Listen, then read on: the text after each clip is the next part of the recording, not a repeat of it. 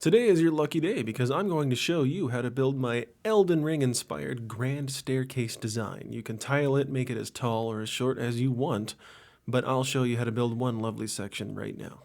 So start on one side of your desired staircase, doesn't matter how wide the staircase is, and you're going to have 13 blocks out on each side. As you can see here, I've already put down some pillars in that 13 block space, 3 blocks in between each one.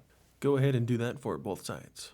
This design is assuming that you're going to use a staircase that's 7 blocks tall, but the width of the staircase does not matter. You'll see right here that I chose to switch out the bottoms of each of these pillars with blast furnaces and lodestones just for a little extra design, but you don't have to do that. But go up to each one of these pillars, and from the decorative block, we're going to grab a polished basalt, and we're going to go up by 5 blocks, capping off the top of a 6th block with the chiseled. After that, you're going to grab some blackstone bricks, and you're going to go ahead and connect all of our bottom of our pillars up together. And from there, you'll end up with something that looks a bit like this. It's already beginning to take shape, as you can see. So next up, we're going to go in and we're going to start adding some of the sconces. Those will go just below the chiseled deep slate, and this is where you can hang fireplaces or lanterns or something to light up the build a little bit. Now going forward, we're going to try out doing some gradients in our build, which you've already seen me kind of do, but in this case we're going to use nether bricks, red nether bricks, and a combination block of the two that comes from Realism Craft. As far as making your gradient, it's really up to you. There isn't really any specific way to do it, just a nice gradual dark to light gradient works here. Later on in the build, this will become more relevant again as we come back to the red gradient in a different aspect, so keep that in mind. When making your walls, make sure to also make the gradient walls that face on the interior and exteriors of the staircase, not just the front. Don't forget about your sides, dang it. From here, we're going to start doing our railing and arches. So grab your deep slate tile stairs and put them facing inwards on all of these pillars here. And then make sure to grab some half slabs. In this case, I'm using the cobbled deep slate slabs to top off our little archways. So go ahead and do that in between every single one of these facing inwards, outwards, on the side, the whole kit and caboodle. Once all your archways are up, go ahead and get on top, and we're going to start doing the railing, and it's very similar. You're going to grab some deep slate tile walls, put them on either side of the chiseled, and then put a nice dark oak fence in between all of them. So from here, you're going to go along the top, and you're going to cap everything off with some polished blackstone half slabs. You can do whatever you want, but this is what I chose, so don't judge me, dang it. And then around this time, I ran out of supplies. But that would be our wall section done. So now we're going to do the top. And in this instance, I did a miniaturized version. So, what can I say? I was inspired by the Lindell Elden Ring architecture. I really liked it, But it's going to be 7 blocks wide by 5 blocks long. And you're going to skip 2 blocks in between each pillar. And on the sides, it's going to be 1 block in between each pillar. You'll end up with something that looks a little bit like this. And it's very similar to what we were doing before. Connect everything together with blackstone bricks, and then from there we're going to go up with more polished basalt. This time you're going to go up by 3, and that's only going to be on the corners.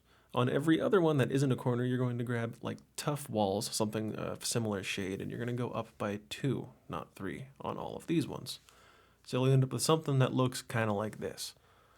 Once I move, there you go. Now we're going to do the gradient again. This time I chose netherrack and I chose mangrove planks. They're slightly lighter shades than the red we used before. So we started very dark down below on the big sections. By this time you'll end up with netherrack on the top of the very upper smaller section. So it goes from very dark to very bright red. Like I said, we were coming back. Trust the process. So once that's all done, you're also going to come to the middle portions here.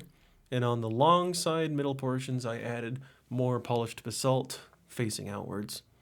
So now at this point, once I take a step back, I'll give you a look at what you should be looking like. Something kind of like this. Trust the process, like I said. So from here, we're going to do the archways on our little section here. The long side is much the same idea. Grab your tile brick stairs. On the shorter sides here, we're actually going to do 3 staircases instead of 2. So you'll see I got rid of one of the tough walls right there, and instead I placed an upside down staircase. So essentially, upside down staircases for everyone. Huzzah! Now you can top off the corners with more polished deep slate, like I said before, but leave the middle. Don't worry about the middle. The railing comes next. So start beside one of our chiseled deep slate, and every other block just go around with the same type of tile walls, and then in between all of those tile walls put more of our fence gates of the dark oak persuasion.